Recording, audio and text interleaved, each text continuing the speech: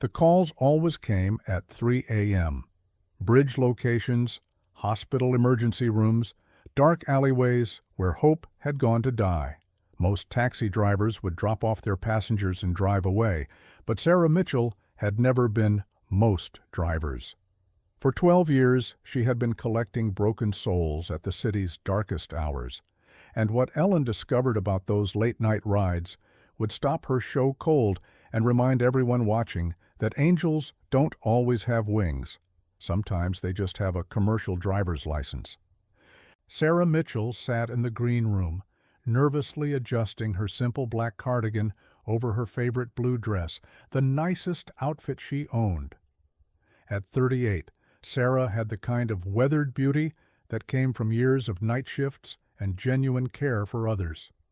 Her auburn hair was pulled back in a practical ponytail, and her green eyes held the depth of someone who had seen humanity at its most vulnerable and had chosen, again and again, to respond with kindness. Sarah had never imagined she would be sitting backstage at the Ellen DeGeneres show. 2 weeks earlier, a producer had called her at home, explaining that several people had nominated her for their Unsung Heroes segment. Sarah had been genuinely confused. She drove a taxi for 12 hours a night in downtown Portland. What could possibly be heroic about that? What Sarah didn't know was that her story had come to the show's attention through a series of social media posts that had started with a simple hashtag, #SarahSavedMe. It had begun when someone posted about a taxi driver who had stayed with them through a panic attack at 2 a.m. Other people had started sharing their own stories about the same driver, always late at night, always in moments of crisis, always someone who went far beyond just providing transportation. "Sarah Mitchell, you're ready in 3 minutes," a production assistant announced. Sarah took a deep breath, smoothed her dress one more time, and followed the assistant toward the stage. As she walked through the corridors lined with photos of Ellen's most memorable guests, she thought about the call she had received that morning from her 12-year-old daughter, wishing her luck and telling her how proud she was. Ellen's introduction was warm and intriguing.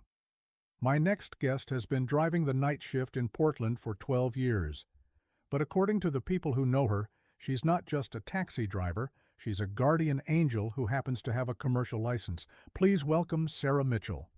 The audience applauded as Sarah walked onto the stage, her nervousness evident, but her genuine smile shining through. Ellen greeted her with her signature hug and immediately sensed the quiet strength radiating from this woman. "Sarah, thank you for being here," Ellen said as they settled onto the familiar white couch. "Tell me about your work. 12 years of night shifts. That's dedication." Sarah's face brightened immediately.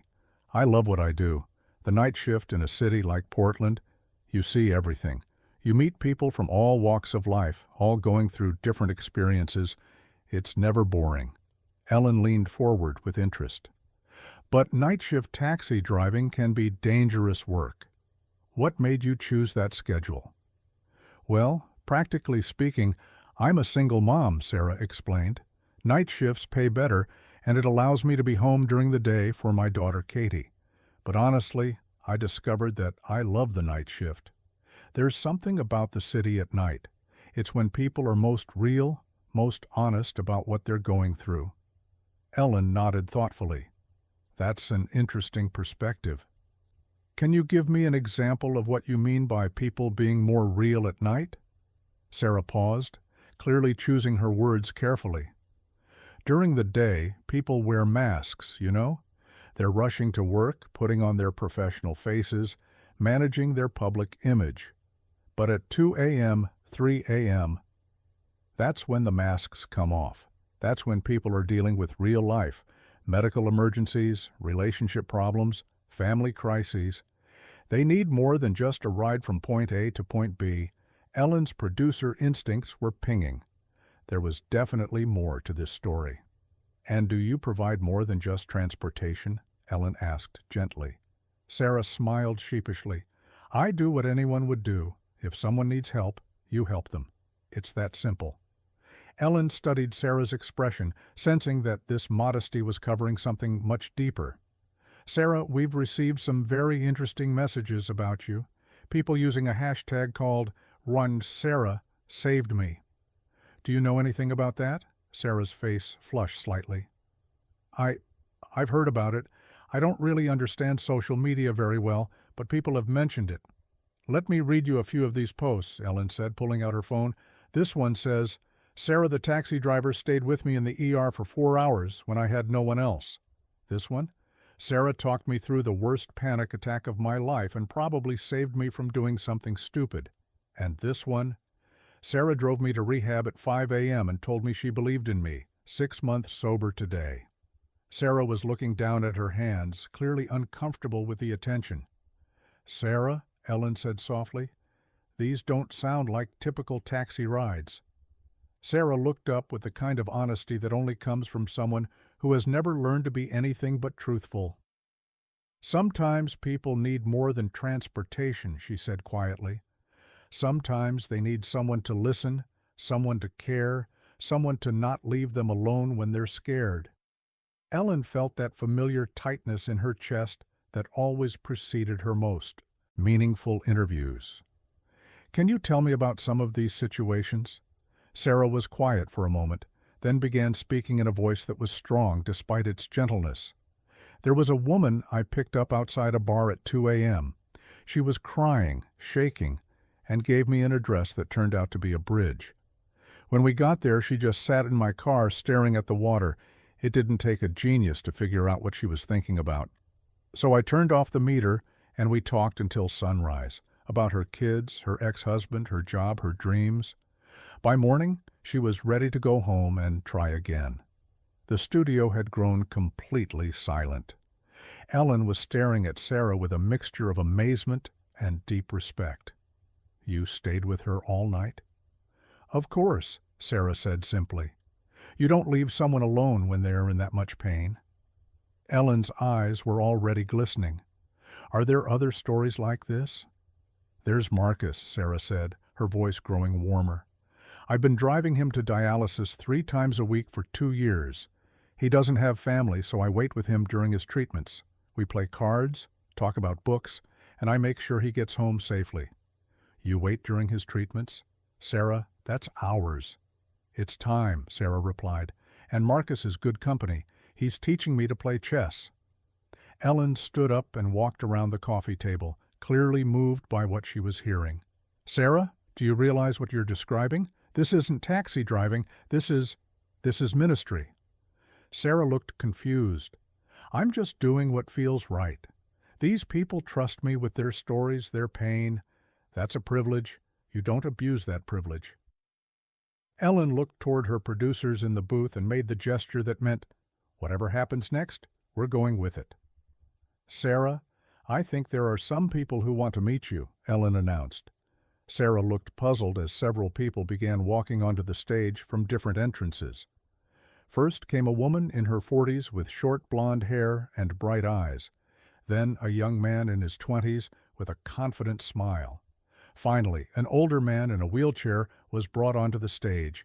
Sarah's face went white as she recognized them all. "Jennifer," she said, standing up quickly. "Marcus, David, what are you all doing here?"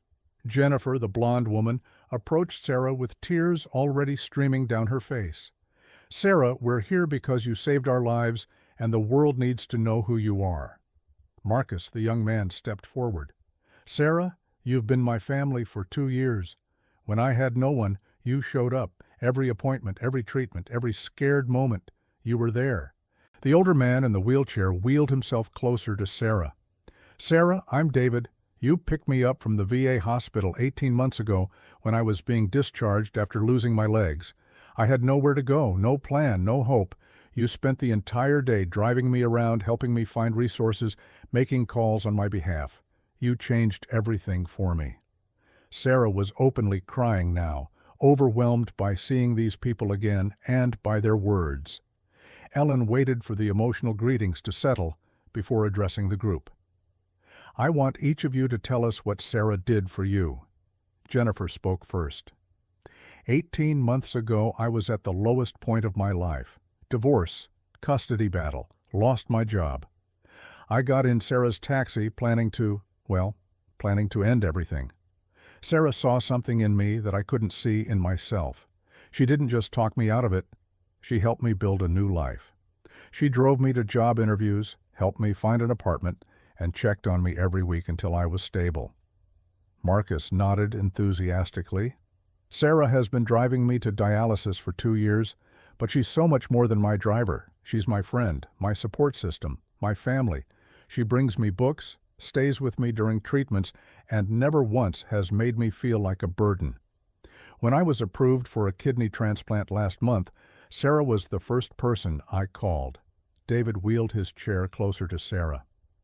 After I lost my legs in Afghanistan, I felt like my life was over. The VA discharged me with a list of phone numbers, and good luck. Sarah spent 14 hours helping me navigate the system, find housing, connect with services. She refused to accept payment and told me that someone had helped her once when she needed it most. Ellen was crying openly now. Sarah, do you understand what you've done? You've literally saved lives. They saved mine too, Sarah said quietly. Each person who gets in my car teaches me something about courage, about resilience, about what it means to be human. But the surprises weren't over. Ellen reached for her desk and returned with several folders. Sarah, while we were preparing for this show, I learned some things about you that I think explain why you do what you do. Sarah looked nervous. What kind of things? 15 years ago, you were a passenger in someone else's taxi. You had just gotten the news that your husband had been killed in a car accident, and you were 7 months pregnant with Katie. The taxi driver that night didn't just take you home. He stayed with you, helped you make phone calls, and made sure you weren't alone. Sarah's face crumpled. How did you know about that? Because, Ellen said with a mysterious smile, he's here. An older gentleman with silver hair and kind eyes walked onto the stage. Sarah gasped and stood up so quickly she nearly fell. Mr. Patterson? Hello, Sarah, he said warmly. I've been following your story, and I couldn't be prouder. Sarah ran to him and threw her arms around him, sobbing. You changed my life. You showed me what it meant to care about strangers. Mr. Patterson held her for a moment, then pulled back to look at her. No, Sarah. You took what I showed you and made it into something beautiful. You've helped more people in 12 years than I helped in 30. Ellen waited for them to separate before making her next announcement. Sarah, Mr. Patterson isn't the only surprise we have for you today. She reached into her jacket and pulled out her personal checkbook. Sarah, for 12 years, you've been providing crisis intervention, suicide prevention, and emotional support services to people in their darkest moments. You've never charged for these services, never asked for recognition, and never expected anything in return. Ellen began writing a check as she spoke. I'm writing you a check for $50,000 to help you and Katie, and I'm also doing something else. She handed Sarah the check and then picked up one of the folders from her desk. I've been in contact with the mayor of Portland, the Portland Police Department, and several crisis intervention organizations. They want to offer you a position creating and running the city's first mobile crisis response unit. Sarah stared at the folder as if it contained magical spells. A what? A fleet of specially equipped vehicles that respond to mental health emergencies, suicide interventions, and crisis situations. You would train and supervise a team of drivers who are also crisis counselors. You'd be doing officially what you've been doing unofficially, saving lives one conversation at a time. The audience erupted in applause, but Ellen held up her hand. But Sarah, the most important part is this. You would be working day shifts. You'd be home with Katie every night. Sarah sat down heavily on the couch, overwhelmed by everything that was happening. I don't know what to say, she whispered.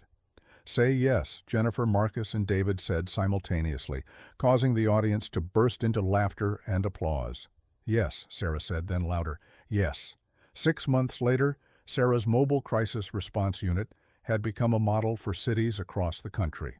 Her team of driver counselors had responded to over 800 crisis calls, and their success rate in de-escalating dangerous situations was unprecedented. But perhaps the most beautiful change was that Sarah was no longer working alone in the dark. She had a team of people who shared her passion for helping others in their most vulnerable moments, and she was home every night to help Katie with homework and tuck her into bed. Ellen visited Portland 3 months after the show to ride along with Sarah's team for a night. She found Sarah training new counselors, her face radiant with purpose and joy. "Any regrets about leaving the taxi?" Ellen asked. Sarah smiled, looking at her team preparing for their shift. "None. I loved driving taxi because it let me help people. But this lets me help people and train others to do the same. Now, instead of one person responding to crisis calls, there are 12 of us. The impact is multiplied." The Mobile Crisis Response Unit had become so successful that other cities were sending representatives to Portland to learn how to implement similar programs. Sarah had gone from being a lone guardian angel in a taxi to being the architect of a movement that was changing how cities respond to mental health emergencies. Mr. Patterson, the taxi driver who had inspired Sarah's journey, became a regular volunteer with the program, sharing his wisdom with new counselors and reminding them that sometimes the most important destination isn't a place. It's a moment of human connection that can change everything. Because sometimes the most extraordinary heroes are the ones who work the night shift, who show up when the rest of the world is sleeping, who understand that 3 a.m. isn't just a time. It's when people need each other most.